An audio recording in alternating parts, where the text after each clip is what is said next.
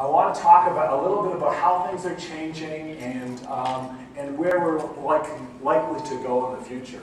I also, is Paul still here? No, he's had to leave, which is probably a good thing, because I'm a prof, we also mark things. And so we have this 2 outcomes, which would get a correct, and then 2 drivers, innovation and physical infrastructure, which would get a wrong. And so they would basically get 50%.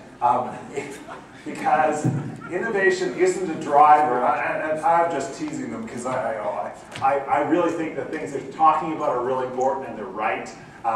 But innovation isn't a driver, it's a response to drivers. Infrastructure isn't a driver, it's a facilitator for innovation, it's a facilitator for good business. So on that basis, I think they're right, absolutely on the right track. I just want to tease them a bit about that. I think this one moves me ahead. One thing we think about where we're going over the next little while, things are going to be hugely different. And it's because we're no longer just about food, and our presenters were wonderful at illustrating that.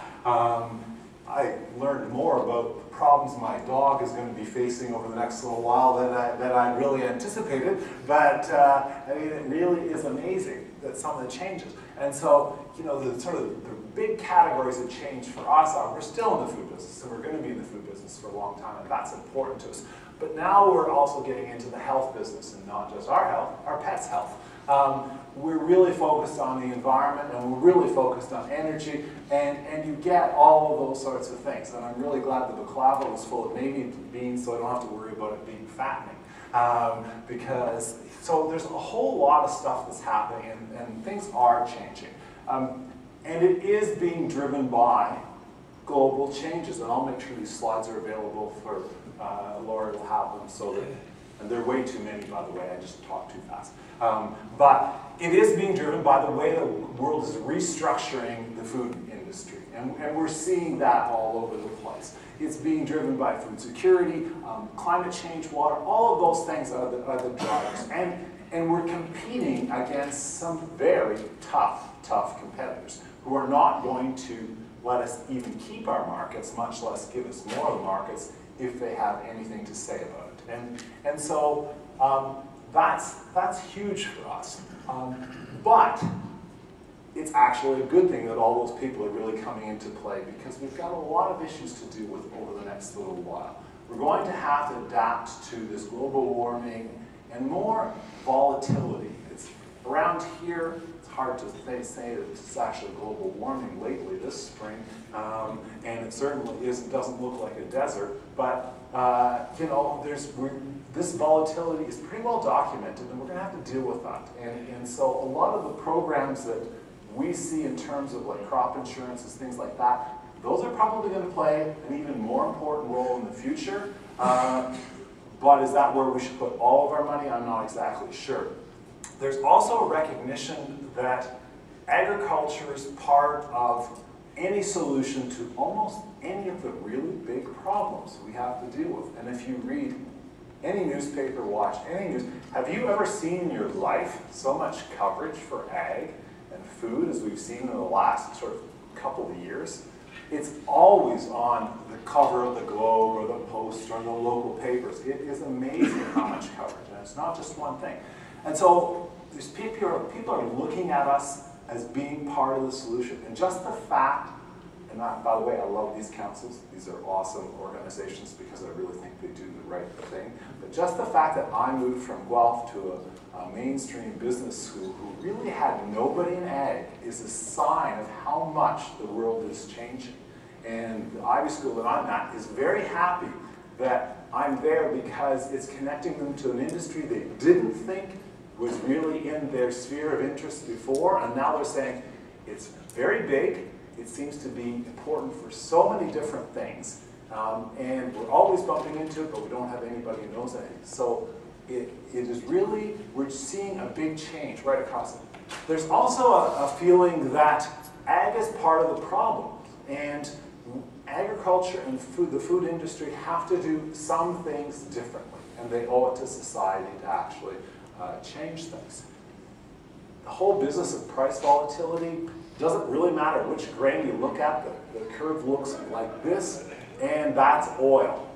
Essentially, we're now tracking oil. We aren't tracking other grains, and we're becoming an energy substitute in the grain business. And that changes the way you have to think about the future. This is not going to go away.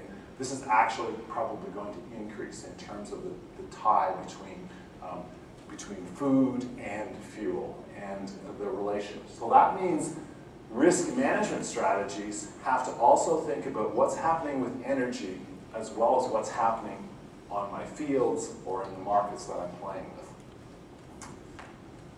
We're only starting to tap into this idea of there's a value for carbon.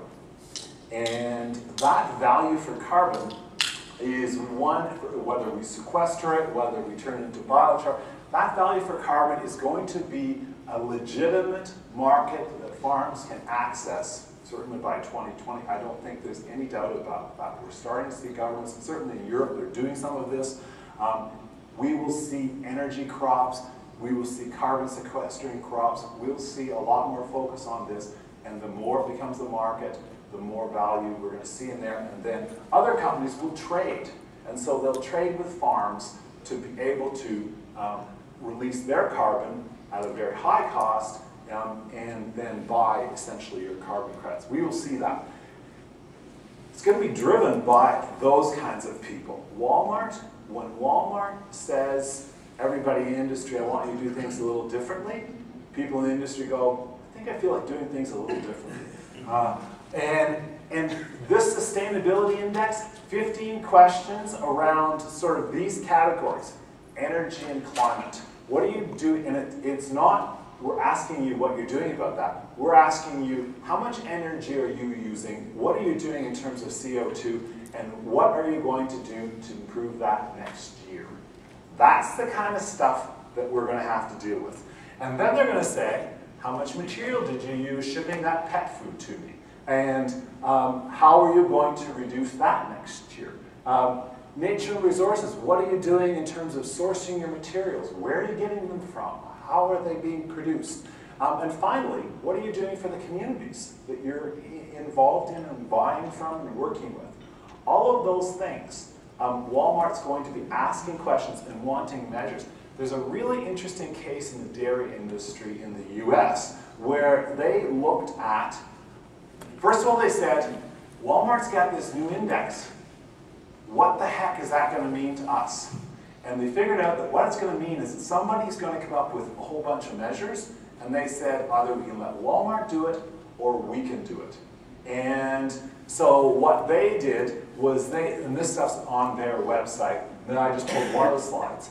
But this one says, what is our equivalent CO2 emissions from the different parts of our process? And so they measured, what are we doing in terms of the chemicals we buy? And what are the emissions associated with that? What are our field emissions? And you can see over here, they said, is it from the consumer? Is it from retail? Is it from transport, packaging, process? So they went through their entire chain from beginning to end and said, where are we using energy or water, or in this particular slide, CO2, and where is it coming from? And you can see a lot of it is actually coming from enteric and manure management. So both of those, which is not surprising in the dairy industry, both of those are huge. So then they say, well, we can start now to think about, well, what can we do to improve? Interesting thing, and we're seeing this with a lot of businesses, not just in the ag and food sector, when companies get into sustainability projects, they look at it as, it's going to cost me a lot of money to do this. What they almost always find, if you spend that much time looking at everything you do, you say, I think we're wasting some energy here. And they actually found that all of this is going to really give them big benefits. They're saving so much energy because they took a whole supply chain approach to this. They're actually going to come out saving a lot of money rather than spending a lot of money, which was a big change for them. You know, we think about 2020, 2030, 2040, 2050, 9 billion people. This is not going to go away either. It means that as farmers, we have to produce more. We have to produce a whole lot more because the world is going to be needing it. Is everybody going to be not starving in 2050? Not likely, because political situations, distribution issues, lots of problems, but basically we're going to have to do a lot about that. A 34% rise in population, but a 70% increase in calories.